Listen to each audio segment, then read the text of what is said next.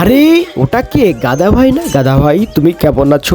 আসো আর সকাল সকাল একটা বাজি ধরে ফেলি। কি বাজি? হ্যাঁ এই ধরো এই ঘাসের রং কি রং? কি রং ঘাসের? ঘাসের রং তো সবুজ। না হলুদ, আমি সকালে দেখে এসেছি। আরে না ভাই সবুজ। তাহলে ধরো বাজি। হ্যাঁ বাজি বাজি আমি দেখে এসেছি হলুদ। তাহলে ঠিক আছে 1000 টাকা বাজি। চলো বনের দাদা সিংহের কাছে। রাজামশাই আপনি বিচার করে দেন, আমরা দুজন বাজি ধরেছি। আমি বলেছি ঘাসের রং সবুজ আর আমি বলেছি হলুদ। দাঁড়াও হে বাপু, বুঝেনি। তুমি বলেছো সবুজ। হ্যাঁ হ্যাঁ আমি বলেছি সবুজ, আর গাধা বলেছে হলুদ। তোদের কথা শুনে তো নিজেকে গাধা মনে হচ্ছে। ও না, আমি তো বনের দাদা সিংহ। তো হ্যাঁ এই গাধা জিতেছে। আমি জিতেছি, আমি জিতেছি।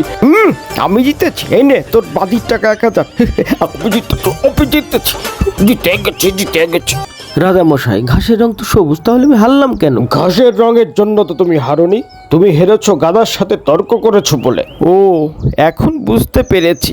আমি তাহলে যাই রাজামশাই। আচ্ছা যাও।